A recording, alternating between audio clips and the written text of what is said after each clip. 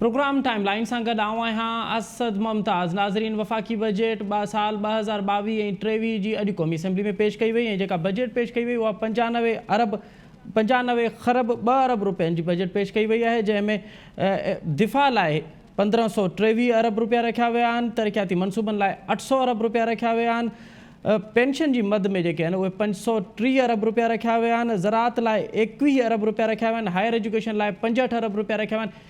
हीअ जेका असांजी मैशत हुई, जेका लूड़ी लंगड़ी मैशत हुई, उनखे मद्देनज़र रखंदे अॼु जेका बजट पेश कई वई आहे, इन में आम माण्हू लाइ रिलीफ केतिरो आहे ऐं जेको तवक़ो कई पई वञे त हीअ जेका बजट हूंदी उहा वफ़ाक़ी बजट सां गॾोगॾु इलेक्शनी बजट बि हूंदी, छाकाणि त हीअ बजट आख़िरी बजट हूंदी हिन हुकूमत लाइ, छाकाणि उनखां पोइ इलेक्शनूं थियणियूं आहिनि। त कहिड़ी ॻाल्हि मद्देनज़र रखंदे अॼु जेका वफ़ाक़ी बजट पेश कई वई आहे उन में नई ॻाल्हि कहिड़ी आहे ऐं जेके पुराणा मनसूबा हुया की वफ़ाक़ी हुकूमत जा पुराणा मनसूबा हुया उनखे उनजो तसलसल बरक़रार रखण लाइ जेके फ़ैसिला कया आहिनि उहे कहिड़ा आहिनि। अॼु के प्रोग्राम में असां हिन ते ॻाल्हाईंदासीं त हिन बजट में आवाम लाइ छा आहे ऐं जेके नया टैक्स लॻाया विया आहिनि। मिसाल FBR अॼु चयो आहे त असां 355 अरब रुपयनि जा नया टैक्स जेके आहिनि उहे लॻाए वेंदासीं, त अहिड़ी सूरत हाल में महांगाई जेका वधे थी पई उनखे कंट्रोल करण लाइ हीअ बजट केतिरी फ़ाइदेमंद साबित थींदी। इन बजट में सिंध लाइ नया मनसूबा कहिड़ा रखिया विया आहिनि, उन लाइ कहिड़ा उन मनसूबनि लाइ केतिरा पैसा रखिया विया आहिनि, इन्हनि तमामु ॻाल्हियुनि ते तफ़सीली ॻाल्हाईंदासीं। ऐं असांजे प्रोग्राम में जॉइन कयो आहे असांजी फज़ला कुरैशी साहब, पाण अॻूणा सेक्रेटरी आहिनि, उन सां गॾोगॾु असांखे जॉइन कंदोसि ऐं इंजीनियर अब्दुल जब्बार मेमून साहब, पाण नाले वारा माशी माहिर आहिनि, उन सां गॾोगॾु असांखे जॉइन कंदोसि ऐं महमूद नवाज़ शाह साहब, पाण आबादगार अॻवाननि। साईं फज़ला कुरैशी साहब, अव्हां खां प्रोग्राम जो आगाज़ पिया कयूं त 95 खरब 2 अरब रुपयनि जी अॼु कोई बजट पेश कई वई आहे, जंहिंमें 3144 अरब रुपया सिर्फ़ु कर्ज़नि लाइ रखिया विया आहिनि, त उहे कर्ज़ उहे वापसि करण लाइ रखिया विया आहिनि। कीअं था ॾिसो अॼोकी बजट खे अव्हां?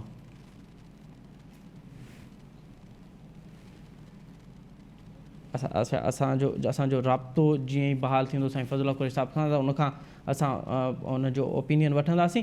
साईं इंजीनियर अब्दुल जब्बार मेमून साहब, अव्हां ॿुधाइजो अव्हां अॼोकी बजट खे कीअं ॾिठो? 95 खरब 2 अरब रुपयनि जी इहा बजट हुई, जंहिंमें 3144 अरब रुपया त फ़क़ति कर्ज़नि जी अदायगी लाइ रखिया विया आहिनि।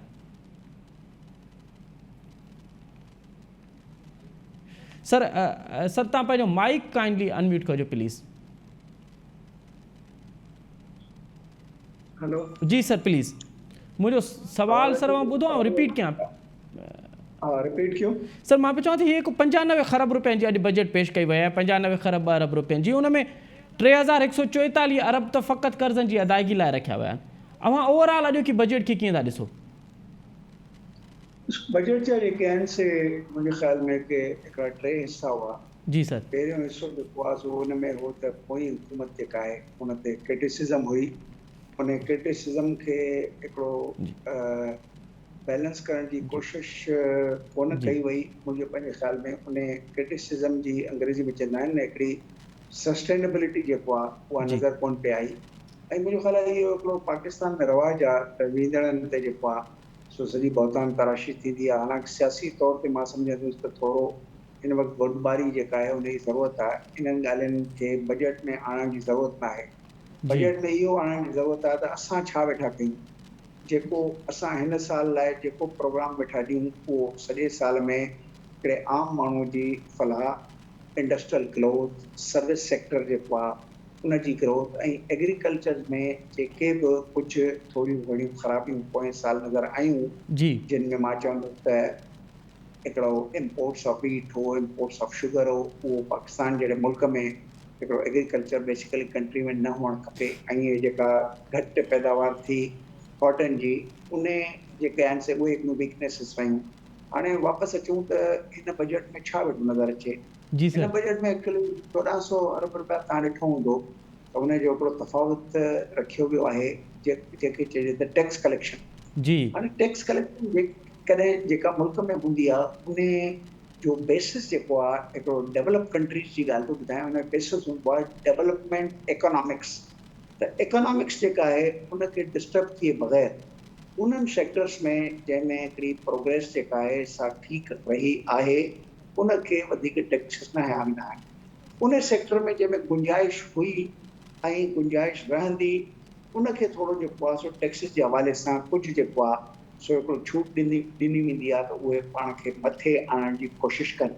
जी ऐं सर। उन खां अलावा उहे शयूं जेके गैर ज़रूरी हूंदियूं आहिनि उन जे मथां FEDs ऐं रेगुलेटरी ड्यूटीज़ वग़ैरह जे ज़रिए जेको आहे सो बजट में टैक्स साज़ी कई वेंदी आहे।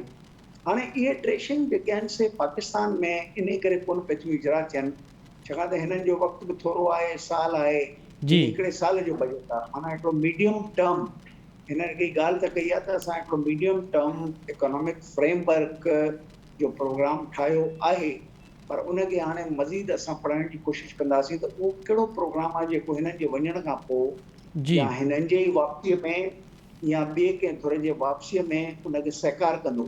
जी छाकाणि त इहे ॻाल्हियूं एक्चुअली हूंदियूं आहिनि हिकिड़ियूं मीडियम टर्म जी ऐं लॉन्ग टर्म प्लानिंग जो हिसो। जेका का बि नई हुकूमत ईंदी आहे त उहो पंहिंजे मैनिफेस्टो में ॿ टे ॻाल्हियुनि खां अलावा बाक़ी ॻाल्हियूं तक़रीबन कैरी फॉरवर्ड कंदी आहे। इहो कुझु ईअं अथव त जीअं का कंपनी इंडस्ट्री ठहंदे 3 साल लॻंदा आहिनि, पोइ रोड रस्तो ठहंदे 2-3 साल लॻंदा आहिनि, पोइ जी ट्रेन एम्बर में चवंदो त 20 साल पाकिस्तान में लॻी विया आहिनि। जी त इहो मुंहिंजो ख़्यालु आहे हिकिड़ो तरीक़ेकार हूंदो आहे। इन तरीक़ेकार जे बजाए ईअं थो लॻे त IMF जेको आहे सो डेफिसिट खे चयो आहे त घटायो। जी डेफिसिट खे घटाइण लाइ IMF 5 खां 6% जेको आहे सो तव्हांखे चवंदी जी आहे त तव्हां पंहिंजे GDP खां मथे न रखो। इहे हिकिड़ो स्टैंडर्ड शराइत अथव जी जेके IMF जिन मुल्कनि में प्रोग्राम ॾींदी आहे उन में इहा उनजी शर्त हूंदी आहे। उनखे हिननि जेको आहे सो घटाइण लाइ जेकॾहिं उनखे घटाइबो त ॿिया अंग अखर जेके चइजे त रेवेन्यू रिक्वायरमेंट फॉर एक्सपेंडिचर बि वधी वियो। ठीक ठीक हाणे उहो किथां अचे उनजे लाइ तव्हांखे टैक्सिस खे वधाइणो पवंदो। हाणे इहा हिकिड़ी सूरत जेका अच्छा सर आहे कतई कलामी माफ़ सर कतई कलामी माफ़ हाणे मूंखे ॿ ॻाल्हियूं अव्हां खां सम्झणियूं आहिनि। हिकु त जेको FBR अॼु काथो लॻायो आहे त 7,400 जो जेको 400 अरब रुपयनि जो जेको उन काथो लॻायो आहे त उहो रेवेन्यू जनरेट कंदा। अव्हां सम्झो था पिया त एतिरो रेवेन्यू जनरेट करे सघंदा? माज़ी में त असां 3 सालनि खां ॾिसंदा पिया अचूं, असां अव्हां सां ई डिस्कस कंदा आहियूं बजट जे हवाले सां, त उहो जेको रेवेन्यू जनरेट पिया करे सघनि। हिन दफ़े अव्हांखे लॻे थो पियो त जेको इहो फिगर ॾिना पिया वञनि इन ते पूरो पवंदो FBR?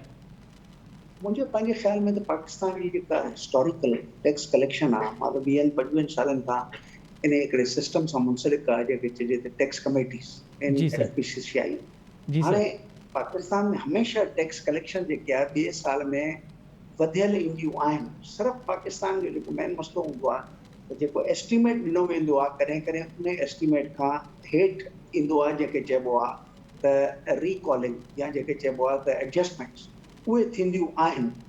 बाक़ी जेको आहे सो टैक्स कलेक्शन में पोइ 10 सालनि में हमेशह वाधारो आयल आहे। हाणे जेसिताईं पाकिस्तान जे टैक्स कलेक्शन जे पोटेंशियल जी ॻाल्हियूं कयूं त पाकिस्तान में जेको टैक्स कलेक्शन जो पोटेंशियल आहे उहो 10,000 अरब रुपया आहे।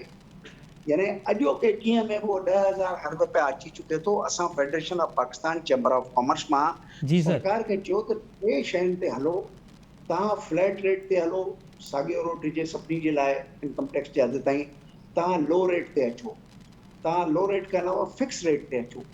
इन्हनि टिनिनि सां इन जे लाइ शर्त छा आहे जी त सर उहो बि यानी कंहिं बि सेक्टर में एग्रीकल्चर हुजे, तव्हांजी सर्विस हुजे, चाहे इंडस्ट्री हुजे, जेको केरु कुझु इकोनॉमिक एक्टिविटी करे वेठो रजिस्टर हुअणु खपे।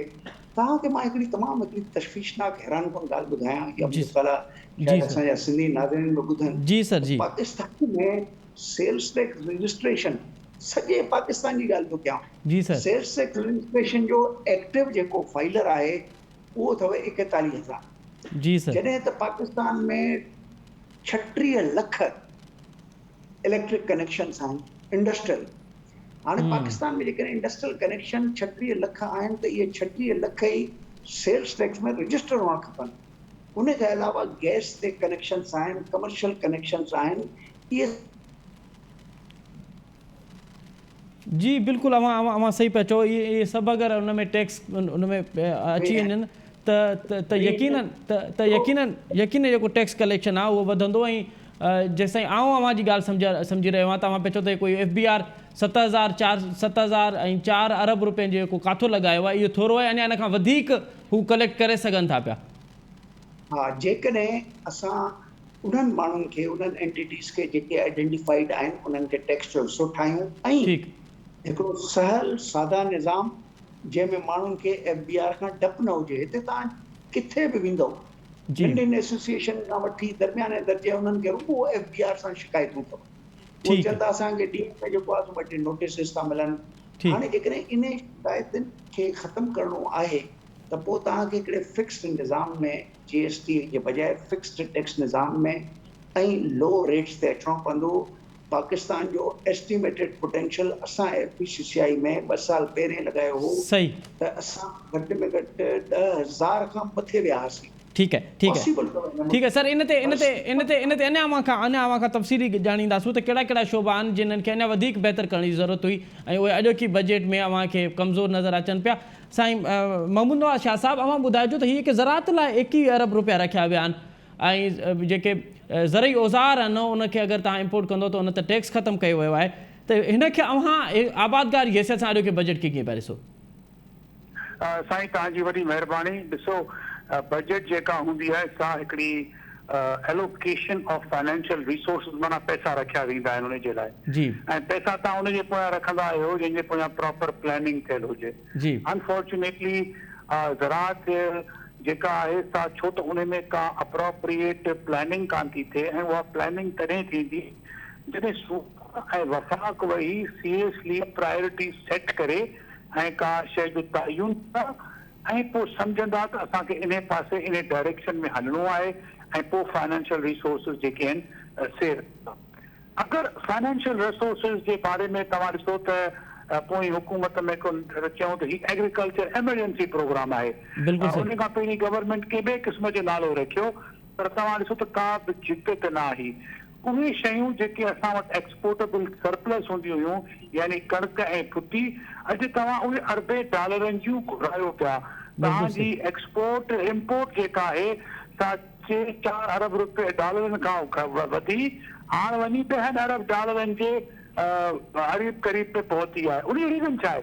उन जो रीज़न इहो आहे त असां जेको आहे सो पंहिंजी ज़राअत खे न सम्झी सघिया आहियूं, न ई उन में असांजो कॉन्फिडेंस आहे, न ई उन में का प्रॉपरली प्लानिंग करण बि असीं घुरूं था।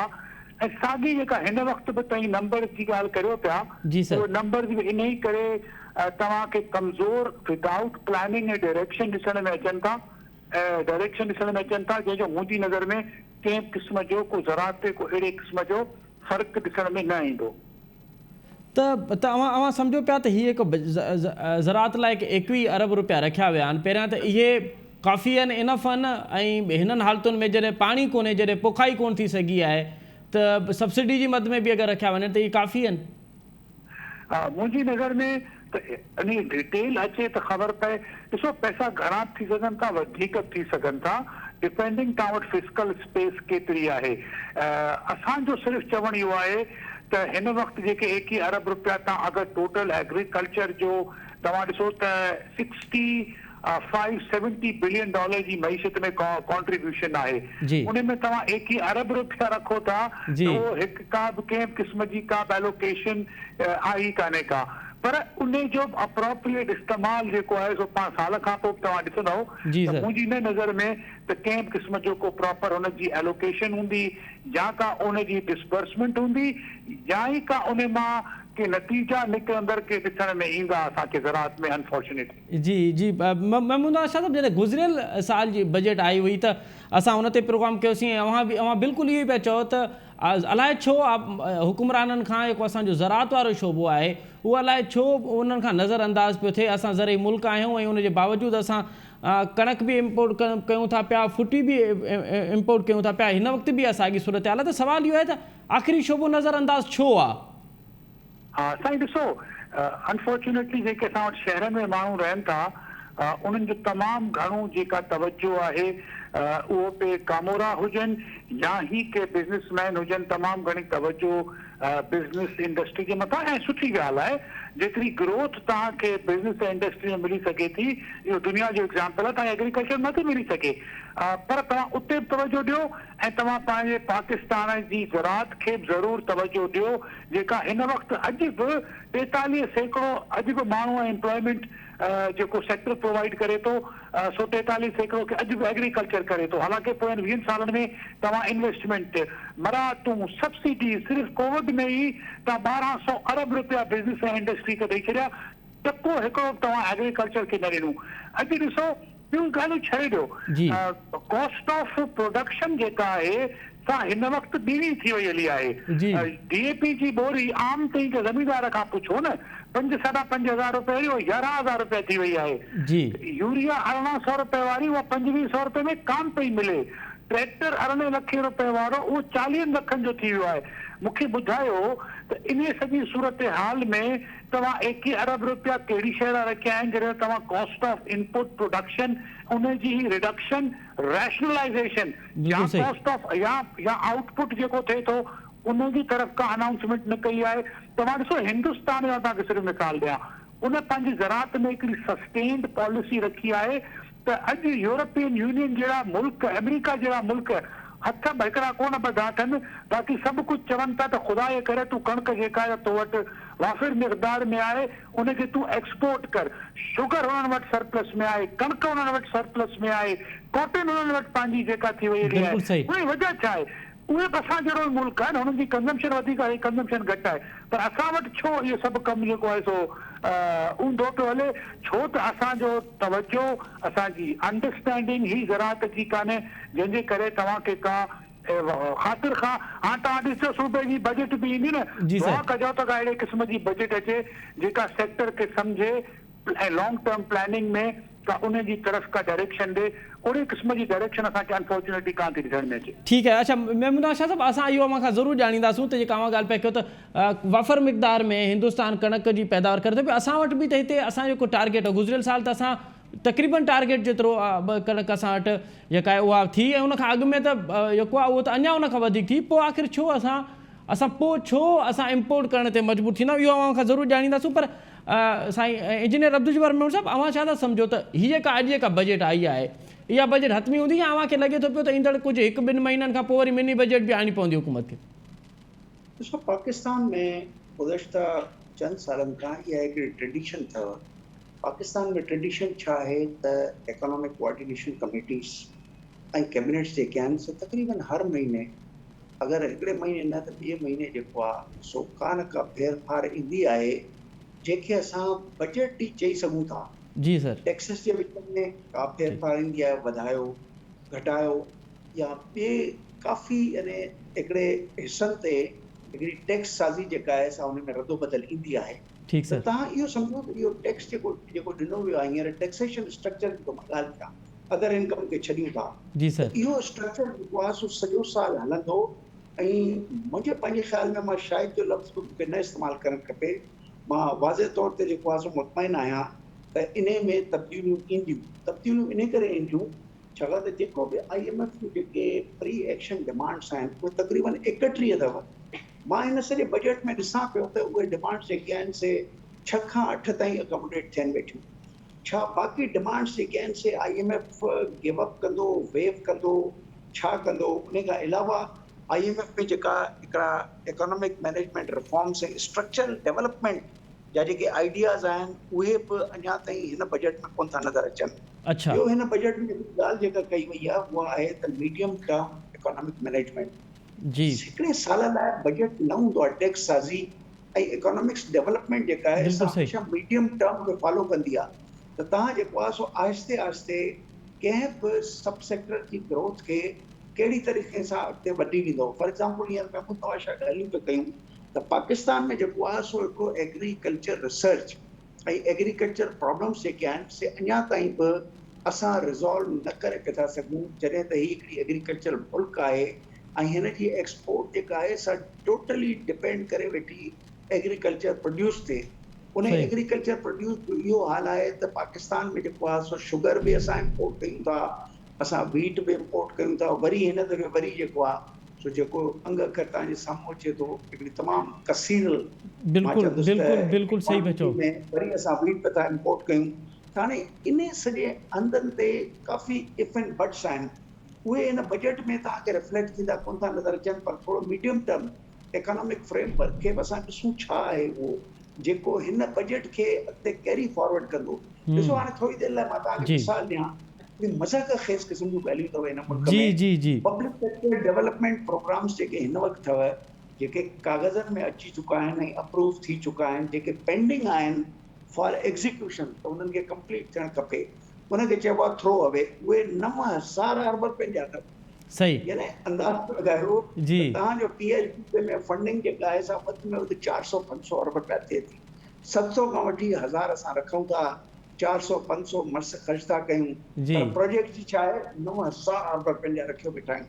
त इहे सॼी शयुनि खे स्ट्रक्चरल हिकिड़ो सिस्टम में ठीकु करणो आहे। बिल्कुलु बिल्कुलु बिल्कुलु IMF जेकॾहिं इहो चए थी त तव्हां मुख़्तलिफ़ डिपार्टमेंट्स खे पैसा ॾियो था, बिल्कुलु सही पिया चओ अवां। ऐं अवां जेको हीउ नुक़्तो ठाहियो आहे, हीउ नुक़्तो खयो आहे त जेके 31 शर्तूं 31 डिमांड्स हुयूं IMF जूं, अवां पिया चओ त सिर्फ़ु अवांखे 6-7 इन में नज़र पियूं अचनि, त बाक़ी उहे ही कॾहिं पूरियूं कंदा ऐं उहे कहिड़ियूं शर्तूं, इहो अवां खां ज़रूरु ॼाणींदासीं। साईं महमूद शाह साहिबु, इंजीनियर अब्दुल जब्बार मेमून साहिबु, साईं फज़लुल्लाह कुरैशी साहिबु, अवां सां गॾु ई रहिजो। हिते वठूं था नंढी साई जो टाइम थियो आहे ऐं साई खां पोइ वरी प्रोग्राम में ॿीहर हाज़िर थींदासीं। नज़री प्रोग्राम हिकु दफ़ो ॿीहर अवांखे भलीकार वक़्फ़ाक़ में असां ॻाल्हाए रहिया हुआसीं। अॼु क़ौमी असेंबली में वफ़ाक़ी बजट साल 2022 ऐं 23 जी बजट पेश कई वई आहे। 95 खरब 2 अरब रुपयनि जी इहा बजट आहे ऐं 3,144 अरब रुपया फ़क़ति कर्ज़नि जी अदायगी लाइ रखिया विया आहिनि। साईं इंजीनियर अब्दुल जब्बार मेमून साहिब जो चवणु आहे त जेको IMF सां मुआइदो थियो आहे उन में कुझु 31 डिमांड्स हुयूं IMF जूं, जेके हिन बजट में साईं खे फ़क़ति 6 खां 8 नज़र अचनि पियूं, त बाक़ी हिकु डिमांड्स हुयूं उहे कॾहिं पूरी थींदियूं उन ते बि ॻाल्हाईंदासीं। पर उनखां पहिरियां साईं फज़लुल्लाह कुरैशी साहिब खां ॼाणींदासीं। साईं फज़लुल्लाह कुरैशी साहिबु, कीअं था ॾिसो अॼोकी बजट खे? अवां 95 खरब जी बजट आहे जंहिंमें 3,144 अरब त फ़क़ति कर्ज़नि जी अदायगी लाइ रखिया विया आहिनि। अरे इन खां वधीक सूरत हाल मां तव्हांखे ॿुधायां त जेको हिन वक़्तु मुंहिंजे साम्हूं बजट जो किताबु अची वियो आहे, इहा बजट आहे, बजट गिलांस टेबल 1 जी। हिन में जेको टोटल जेको एक्सपेंडिचर आहे तंहिंखे बजट जो आहे 9,502 जी। इन में करंट एक्सपेंडिचर आहे 8,694 जी ऐं डेवलपमेंट आहे 808। हाणे इन 8,000 में जेको मेजर कंपोनेंट आहे सो आहे जे तव्हां ॿुधायो जी। इंट्रेस्ट पेमेंट लोन पेमेंट जो जेको 3,950 आहे जी। यानी 4,000 वो थी वियो। तंहिंखां पोइ डिफेंस जो आहे 1,523 जी। हे त 5,500 इन खां पोइ जेको आहे सो सब्सिडीज़ जेके आहिनि से 700 जूं आहिनि ऐं रनिंग ऑफ फेडरल गवर्नमेंट आहे 550 अरब जी, जी। पेंशन जेके आहिनि से 600 अरब जूं। हाणे इन बजट में तव्हांखे कहिड़ी गुंजाइश मिले? हिते त तव्हांजो एक्सपेंडिचर साइड आहे। रेवेन्यू ते जॾहिं तव्हां अचो था जी। त तव्हांजो जेको कुल रेवेन्यू जेको सूबनि जे कुल थिए थो 9,004 जी सर। जंहिंमें सूबनि जे जेकॾहिं हलियो वियो, जंहिंमें सूबनि जे हलियो वियो 4,100, त मर्कज़ी जेका बजट मूं तव्हांखे 9,502 ॿुधाई, उन में नेट रेवेन्यू सिर्फ़ु आहे 4,904 जी। माना त तव्हां वटि जेतिरो रेवेन्यू आहे उन खां वधीक डेफिसिट आहे तव्हांजो 4,598 जी। उन डेफिसिट में जेको आहे सो 1,996 तव्हांजा नॉन बैंक मां निकिरंदो, माना नेशनल सेविंग सेंटर ऐं पब्लिक अकाउंट्स में, ऐं तव्हांजो 1,172 थींदो बैंकिंग, माना नॉन बैंकिंग ऐं बैंकिंग जो गॾु थींदो कोई 3,000 अरब उतो ईंदा ऐं 1,000 अरब जेको ईंदो सो फॉरेन रिसीट्स जो ईंदो, हिन जो ईंदो। त इहे कुल जेके तव्हांजो 4,598 जो डेफिसिट पूरो थींदो। हाणे इन में पब्लिक खे रिलीफ कहिड़े हंधो मिलंदो? बिल्कुलु बिल्कुलु सवाल इहो ई हो। ऐं इन जे करे जेको जब्बार साहिब जो चवणु आहे त इहे जेके बजट में कुझु कंडीशन बजट में पूरी थियूं आहिनि। जीअं तव्हां ॾिठो त जेके टैक्सिस जो जेको सिस्टम थियो उहो चेंज कयो अथऊं। जी सर। सीनियर ते जेके स्लैब्स टैक्स जूं चेंज थियूं आहिनि। जी सर। सीनियर ते वधीक जेके वधीक इनकम ते वधीक टैक्स लॻंदी ऐं जेको टैक्स टारगेट जेको हुनजो 7,000 जो हो, तक़रीबन उहो टैक्स टारगेट इंडियन गवर्नमेंट जेको आहे 7,004 जो रखियो आहे। जी सर। जेको टैक्स रेवेन्यू FBI रेवेन्यू जो। जी सर। जी सर। त बाक़ी जेके ॿियूं कंडीशन से वरी तव्हांजे ॿियनि इदारनि सां लागू थींदियूं। हीअ त थियो फाइनेंस ऐं बजट आहे, ॿिनि इदारनि माना वापदा में कहिड़ा रिफॉर्म्स करणा आहिनि, उन जूं कहिड़ियूं चेंजिस करणियूं आहिनि, नेपरा जो छा करिणो आहे, पावर टेरिफ जो छा करिणो आहे, गैस कंपनी सां छा, इहे वरी मुख़्तलिफ़ इदारनि में रिलेटेड आहिनि। Security exchange commission of Pakistan या ॿिया जेके प्राइवेटाइज़ेशन आहे, इहे जेके इदारा आहिनि सभिनी ते IMF जी अखि आहे ऐं उहे सभु जे थींदा त उन्हनि जा वरी डायरेक्ट अवाम ते असरु पवंदो। हीअ त बजट जो त डायरेक्ट थियो न, जेके टैक्स डायरेक्ट उहो थींदो। जी सर। जॾहिं तव्हांजा टैरिफ्स वधंदा, बिजली जा टैरिफ वधंदा, जॾहिं गैस जा टैरिफ वधंदा, जी सर, ऐं ॿियूं जेके सब्सिडीज़ घटि वियूं त उहे तव्हांखे अफ़सोस माना त हीअ दिस इज़ द बिगिनिंग। अॻिते हली करे we have to be very difficult. जीअं अॻे दफ़े मूं चयो त त तव्हांखे तमामु ॾुखी सूरत जी। अॻिते हली मुल्क खे माण्हुनि खे जी जी पहुचाइणो पवंदो। अरे कुरेश साहब हाणे 40% तक़रीबन असांजे बजट जो जेको हिसो आहे उहो त सिर्फ़ु कर्ज़नि जी अदायगी में हलियो थो वञे। त हीअ की असां कर्ज़ वठूं था पिया उहे कहिड़े मक़सद लाइ वठूं था पिया, उहे भला मक़सद पूरा थियनि था पिया, छाकाणि त बजट जो वॾो हिसो त असां ओॾे न ख़र्च करे सघूं। असां मक़सद कर्ज़ जेके तव्हां वठी चुका आहियो या अॻिते वठंदव उन्हनि जी रीपेमेंट आहे न सॼी। हीअ जेको तव्हां 4000 ॻाल्हि कयो इंट्रस्ट ऐं लोन जी रीपेमेंट आहे, इहो कोन को नओं कर्ज़ु आहे। नवां कर्ज़ जेके आहिनि तव्हांजा वरी ॿिए साइड ते आहिनि जंहिंमें तव्हांजो ख़ुसूसन डेवलपमेंट जे लाइ आहे या ॿियो कोई नॉन डेट, छाकाणि जो तव्हां वटि डेवलपमेंट लाइ पंहिंजो पैसो ई कोन्हे। हिकिड़ो तव्हां वटि ॿाहिरों कर्ज़ था वठो पिया, ॾिसो न जेका तव्हां ॿाहिरों जेका सूद घुरायो था पिया तव्हांखे कर्ज़ मचे थी, छाकाणि त जेके तव्हांजो पंहिंजो फॉरेन एक्सचेंज जो अर्निंग्स आहिनि जी सर। उन में वॾो शॉर्टफॉल आहे। जी सर। तव्हांजी हाणे बि तव्हां ॾिठो त तव्हांजी इम्पोर्ट जेके 70 अरब जूं, एक्सपोर्ट जूं 37 अरब जूं या 3 अरब जूं, त 40 अरब तव्हांजो नुक़सानु आहे। उहो 40 अरब 3 अरब त तव्हांजो मिलियो सम्झो तव्हांखे रेमिटेंसिस आया। सही। अॻे साल बि इहा पोज़ीशन बीहंदी त रेमिटेंसिस ईंदा, तव्हांजो एक्सपोर्ट थोरी घटायूं अथव, इन करे जेको ट्रेड डेफिसिट आहे उहो रेमिटेंसिस में पूरो थी वेंदो। पर बाक़ी जेकॾहिं तव्हां का बि टके जी शइ वठो था डिफेंस जे लाइ, जी सर, थोरी इंडस्ट्री जे लाइ, त उहो तव्हांखे उन लाइ फॉरेन एक्सचेंज उधारी वठणी थी पए। त पोइ अवां इहो पिया चओ त जेका ईंदड़ बजट बि हूंदी उन में बि अव्हांखे का ख़ासि उमेद नज़र नथी अचे, थोरे थके फ़र्क़ सां साॻी बजट हूंदी। न ॾिसो न पॉसिबिलिटी इन करे कोन्हे जो असांजे बेसिस एॾा जेके स्ट्रक्चरल एॾियूं असांजूं ख़राबियूं अची वियूं आहिनि जो 1 साल या 2 सालनि में कोन थींदियूं। उन लाइ तव्हांखे बिल्कुलु सही गवर्नमेंट्स खपनि ऐं कंसिस्टेंट पॉलिसी खपनि। बिल्कुलु सही। हाणे जहिड़ी की गवर्नमेंट चए थी त असांखे एक्सपोर्ट घटाइणियूं आहिनि, इंपोर्ट घटाइणियूं, त हर गवर्नमेंट इंपोर्ट घटाए, ईअं त हिकिड़ी घटाए ॿी अची वधाए, या लग्जरीज़ बंदि करणियूं आहिनि या टैक्सिस वधाइणियूं आहिनि, हिकिड़ो कंटिन्यूअस प्रोसेस हूंदो। बिल्कुलु सही पिया चओ, बिल्कुलु सही पिया चओ त इहो ब्रेक थो थिए त पोइ ख़तमु थी वेंदो। बिल्कुलु सही, बिल्कुलु सही था चओ त इहे लॉन्ग टर्म पॉलिसी हुजणु घुरिजनि, इहे मसइलनि खे कट करण लाइ ऐं इहे टेम्परेरी बुनियाद ते न हुजणु घुरिजनि। साईं फज़ल खुश साहिबु आउं ॿीहर अवां ॾे अचां पियो, पर साईं इंजीनियर अब्दुल जब्बार मेमण साहिब खां ॼाणींदासीं। साईं जब्बार मेमण साहिबु, अव्हां वक़फ़े काॻ में हिकिड़ी ॻाल्हि रखी त 31 डिमांड्स हुयूं IMF जूं जेके अव्हांखे 7-8 नज़र पियूं अचनि अॼोकी बजट में, त उहो IMF जी शर्तुनि में सभ खां ॾुखी शर्त अव्हांजी नज़र में कहिड़ी हुई जेका हिन बजट में शामिल आहे? जेका मेन डिमांड हुई उहा ही त डेफिसिट जेको आहे उनखे तव्हां जेको आहे 5% ते आणो ऑफ GDP। हाणे उन सिर्फ़ु अंग अखर खे तव्हांखे एडजस्ट करण लाइ तव्हांखे माना जेको आहे सो पंहिंजी सब्सिडीज़ में फेरफार करणी थी पए। जी सर। तव्हांखे जेको आहे सो उन खां अलावा उहे जेके तव्हांजे रेवेन्यू ऐं तव्हांजे एक्सपेंडिचर जे विच में जेको इन 5% खां वधियल रुझान आहे उन हवाले सां इहे सॼियूं एडजस्टमेंटूं थी करणियूं पवनि। हिकिड़ो त मुंहिंजो ख़्यालु आहे उन्हनि इहो अंग अखर कंहिं तरीक़े सां उनखे दुरुस्त करण जी कोशिशि कई आहे, पर उन अंग अखर खे दुरुस्त करण में सभ खां वॾी ग़लती जेका मूंखे नज़र अचे वेठी उहा इहा आहे त पाकिस्तान जो जेको हिकिड़ो इम्पोर्ट जेको बजट हो, बजट सम्झूं त इम्पोर्ट वैल्यू खे मां ईअं थो चवां, उहो 75 अरब डॉलरनि खे वेठो यानी टच करे। उन ते तमामु घणी हिननि जी क्रिटिसिज़म हुई इमरान ख़ान जे हवाले सां त हू तमामु वॾो हिकिड़ो इम्पोर्ट टैग छॾे वियो आहे जंहिंसां असांजा बैलेंस ऑफ पेमेंट ऐं ट्रेड डेफिसिट ख़राबु पियो थो थिए। हाणे जेकॾहिं थोरी देरि लाइ current account deficit, trade deficit, ॿियनि शयुनि खे थोरो इकोनॉमिक्स में हिकु हंधि इंटीग्रेशन मिलंदी आहे, उन्हनि जी को रिलेशनशिप आहे। जेकॾहिं उनखे असां चऊं 17, 18, 19, 20 त हिन वक़्तु जेको फाइनेंस मिनिस्टर इहा ॻाल्हि कई त भई इनखे 75 खे आणींदासीं असां 70 ते। हाणे 70 ते त आणे वेठो, पर साथ गॾोगॾु हिकिड़ो ॿियो प्रॉमिस पियो थो करे त भई इनखे जेको आहे सो असां एक्सपोर्ट्स खे पंटीह कंदासीं। 5 बिलियन डॉलर जेके आहिनि हिकिड़े हंधा घटाए ॿिए हंधि वधाए वेठो।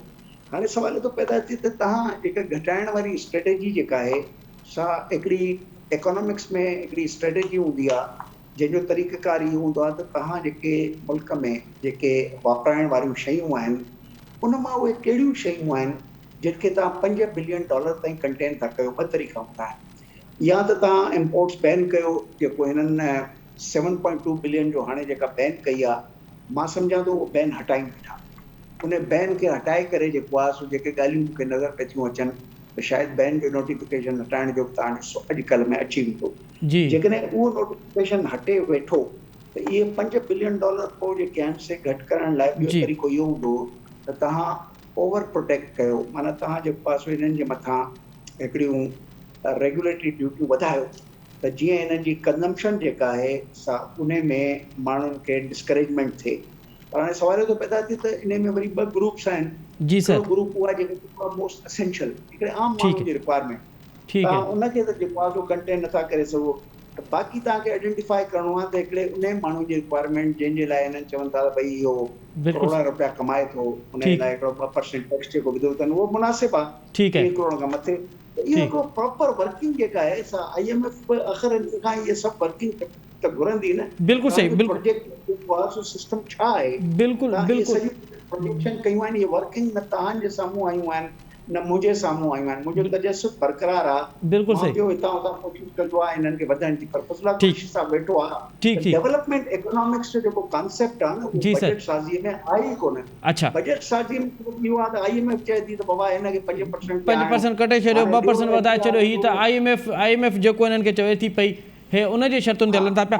अच्छा साईं फज़लुल्लाह कुरैशी साहिबु, साईं अवां वटि ॿीहर अचां पियो साईं फज़लुल्लाह कुरैशी साहिबु, हीअ को हिननि पेट्रोलियम ते जेको सेल्स टैक्स ॿीहर वसूल करण जो फ़ैसिलो कयो आहे, त इन में अवां छा था ॾिसो त हिन सां त मुंहिंजे ख़्याल में पेट्रोलियम लेवी रीइंट्रोड्यूस करण जो कयो आहे। ऐं पेट्रोलियम लेवी जेका सा IMF जी कंडीशन पहिरियों बि हुई ऐं उन जे करे हुननि खे पेट्रोलियम लेवी रखणी पवंदी। जी सर। पोइ उहा पर छा आहे जो वो ग्रेजुअली कंदा, हिकु वक़्तु न कंदा। पोइ सर जेको IMF जो हो त वधायो हो त उहो हिकु वक़्तु न वधंदो, छाकाणि पहिरियों त हे पंहिंजो इंटरनेशनल प्राइस खे मीट कंदा। हिकिड़ी ॿी बि तव्हां वटि पेट्रोल जी इंक्रीज ईंदी जी 32 रुपया जी ईंदी ॿी इंक्रीज, त जीअं तव्हां इंटरनेशनल लेवल ते वञी पहुचो त जीअं तव्हांखे सब्सिडाइज़ न करणो पए। अच्छा, त पोइ उन स्टेज खां पोइ वरी तव्हांखे पेट्रोलियम लेवी ते वञणो पवंदो। हिन वक़्तु तव्हांखे सब्सिडाइज़ थो करणो पए, छाकाणि त तव्हांजी जेका इंटरनेशनल प्राइसिस आहिनि जी सर अञा ताईं तव्हां हुन लेवल ते कोन पहुता आहियो। त कुरैशी साहिबु अवां चओ पिया त अञा 30 रुपयनि जो हिकिड़ो ॿियो झटको ईंदो, उन खां पोइ लेवीज़ हणंदा, पोइ तव्हांखे पोइ ग्रेजुअल इंक्रीज़ थींदियूं जेके पेट्रोलियम लेवी सां लागू हूंदियूं। पोइ सर इन सां त महांगाई अञा वधंदी। पोइ अवां छा था सम्झो त हिन साल ताईं महांगाई केतिरे इन्फ्लेशन रेट केतिरो हींअर 13% ताईं कुझु थियो आहे त मूं त तव्हांखे लास्ट टाइम 20 जी ॻाल्हि ॿुधाई हुई। पोइ हाणे ॾिसूं हे त पाण 11.5 था चवनि। जी सर। जेको बजट वारा 11.5 था चवनि, पर मुंहिंजो अंदाज़ो 20 ताईं आहे। 1.20 ताईं वेंदो। पोइ ॾिसूं पोइ जेको सप्लाई जी पोज़ीशन जेका थिए थी, छाकाणि जीअं जबा साहिबु चयो अॻिते हली इम्पोर्ट्स ते ड्यूटियूं अञा वधंदियूं। इम्पोर्ट्स ते ड्यूटियूं वधंदियूं त तव्हांखे कमोडिटी त महांगी मिलंदी न, भले तव्हां इस्तेमालु खणी घटि कंदो, पर कमोडिटी तव्हांजी प्राइसिस जेके वधंदियूं, मटीरियल जी प्राइसिस वधंदियूं, छाकाणि जो तव्हांजो जेकॾहिं डॉलर स्टेबलाइज़ कोन थो थिए जी सर 180 ते जेकर नथो अचे, जेको आहे IMF जे एग्रीमेंट खां पोइ ऐं जॾहिं ॿियनि डोनर्स सां तव्हांखे 180 ते नथो अचे त तव्हांजी इहे जेके सभु जेके इश्यूज़ आहिनि से वधंदा। अच्छा, जेकर डॉलर 180 अचे थो पियो जी सर पोइ तव्हांखे काफ़ी रिलीफ मिली सघे। त अवां खे लॻे थो पियो त हुकूमत इन वाले सां हाणे खां सोचणु शुरू कयो आहे त डॉलर खे हेठि कजे 180 रुपए ते आणण में कामयाब थींदा? हा, त इहो जेको IMF खे जेके एफर्ट आहे त IMF जा रिलीज़ अची वञनि नेक्स्ट मंथ जेको एक्सपेक्टेड आहिनि। जी sir. IMF are watching for your budget. जे हिकिड़ा IMF जा अची विया त ॿिया जेके असांजा पाइपलाइन में आहिनि, जी सर, चाइना जा आहिनि या कुझु सऊदी जा आहिनि, ॿिया इंटरनेशनल डोनर्स कुझु पैसा रोकिया आहिनि। जी सर। वर्ल्ड बैंक ॿियनि जा कुझु पैसा रोकियल आहिनि त जीअं IMF तव्हांखे क्लियरेंस ॾिए त मूडी जी तव्हांजी जेका -B3 जी जेका आहे कैटेगरी 72 ते जी सर तव्हांखे ॿिया लोन्स मिलण में बि सहूलियत थींदी ऐं डॉलर जो इनफ्लो थींदो ऐं डॉलर जे आउटफ्लो ते गवर्नमेंट जी अॼु रिस्ट्रिक्शन रखी आहे। ये वधीक रिस्ट्रिक्शन ईंदियूं त आउटफ्लो घटिबो, इनफ्लो वधंदो। ठीक सर। पोइ डॉलर डेफिनेटली डाउन थी ठीक है। साईं इंजीनियर अब्दुल जब्बार मेमन साहब बिल्कुलु मुख़्तसरन ॿुधाइजो, तव्हांखे लॻे थो पियो त हुकूमत 180 रुपए, असांजा फज़लुल्लाह कुरैशी साहिबु ॻाल्हि पियो करे त 180 रुपए ते डॉलर खे अची पहुचाईंदी, अव्हांखे लॻे थो पियो त ईंदड़ ॾींहंनि में इहो मुमकिन आहे? ॾिसो, टे डिटरमिनेंट्स आहिनि जेके असां हिन ते तमामु घणो डिस्कशन्स कयूं आहे पई, त उहे कहिड़ा डिटरमिनेंट्स आहिनि जिन ते 180 ते अचे। हाणे डॉलर ऐं रुपी में छा आहे, रुपए जे मथां हिकिड़ो अंग्रेजी जो आहे रन ऑन द रुपी आहे। हाणे इहो जेको आहे सो इन्फ्लेशनरी जेका असां वटि जेका बि फिगर वधे वेठी उन में इन जी कंट्रीब्यूशन आहे। 174 खां वठी 180 ते एस्टिमेट्स थियल आहिनि त तव्हां वटि घटि में घटि 8 खां 9 महीननि जा रिज़र्व्स हुजनि। तव्हां ते जेके लाइबिलिटीज़ आहिनि उहे रोल ओवर थियनि ऐं जेके लाइबिलिटीज़ मेच्योर पे थी थियनि उन्हनि में डेफरमेंट मिले। जेका सूरत हाल मां नथो सम्झां त फौरी अवेलेबल आहे, पर जेकॾहिं IMF ऐं यूनाइटेड स्टेट्स ऑफ अमेरिका जी सर। हिन गवर्नमेंट जे को अमेरिकन त न चवंदुसि, पर इमरान ख़ान वांगुरु एंटी अमेरिकन बि कोन्हनि। शायदि उन कंसिडरेशन जे करे जेकॾहिं कुझु रिजर्व जी सूरत हाल जेका आहे जी सा इन पोजीशन में अची वञे जी त पोइ मुंहिंजे ख़्याल में के थोरो जेको आहे सो रिलीफ मिले थो। पर जेका ख़ासि ॻाल्हि आहे जी सर। जेका हे चवनि था असां इन्फ्लेशन घटाईंदासीं, उहो पॉसिबल न आहे। पॉसिबल छाकाणि त इन्फ्लेशन जेका आहे सा जी। उहा तव्हांजी डिपेंड करे थी डिस्काउंट रेट। तव्हां 1% डिस्काउंट रेट ठीक सर। चाढ़ियो था, तव्हां इन्फ्लेशन 1.5% चाढ़ियो वेठा। ठीक सर। इहे बि हिकिड़ियूं एम्पेरिकल एमिनेंट स्कॉलर्स जूं स्टडीज़ अथव। ठीक सर, बिल्कुल। पाकिस्तान हिकिड़ो वाहिद मुल्क आहे जेको नेगेटिव इंटरेस्टिंग ते न वेठो हले। तव्हां तुर्कीअ में 73% इन्फ्लेशन बिल्कुल अथव CPI। बिल्कुल तुर्कीअ में डिस्काउंट रेट अथव 14%। अॼु मुफ्ता वरी हिकिड़ी ॿी ॻाल्हि कई त पाकिस्तान टियों वॾे में वॾो हिकिड़ो अंग चई त उन जे हिसाब सां पाकिस्तान इन्फ्लेशन जो शिकार आहे। ठीक है। मां त इंटरनेट जेको आहे अधु कलाक खां ॻोल्हे बिल्कुल बिल्कुल वक्त साईं माफ़ कजो, वक्त असां वटि वक्त असां इंटरनेट ते अवेलेबल बिल्कुल हुजनि। बिल्कुल बिल्कुल अवां सही पिया चओ। ख्याल करणु खपे। साईं साईं जेतिरा होशियार नथी करे, पर उन खां उमिरि में वॾा आहियूं। जी जी मां जी सम्झां थो त कुझु इन्हनि खे असां सुञाणूं जॾहिं नंढा ॿार हूंदा जी जी अहिड़े क़िस्म जूं जेकॾहिं ॻाल्हियूं कनि था फाइनेंस मिनिस्टर वेही, मुंहिंजो ख़्याल फज़लुल्लाह कुरैशी पाण हिते वेठो आहे। बिल्कुल बिल्कुल बिल्कुल बिल्कुल बिल्कुल साईं इंजीनियर अब्दुल जब्बार मेमन साहब, साईं फज़लुल्लाह कुरैशी साहब, असां इन बजट ते अञा वधीक तफ़सीली प्रोग्राम कंदासीं ऐं इन मां अवां जी जेका राय आहे उनखे बि अञा वधीक प्रोग्रामनि में लाइ कंदासीं। हिते प्रोग्राम जो वक़्तु पंहिंजी पुॼाइणी थो पइजे। साईं फज़लुल्लाह कुरैशी साहब, साईं इंजीनियर अब्दुल जब्बार मेमन साहब, साईं महबूब नवाज़ शाह साहब, अवां टिनिनि मौज़ूद महिमान जी वॾी महिरबानी। नाज़रीन, प्रोग्राम जो वक़्तु पंहिंजी पुॼाइणी थो पइजे। असद मुमताज़ खे ॾींदा इजाज़त। सदाईं गॾु।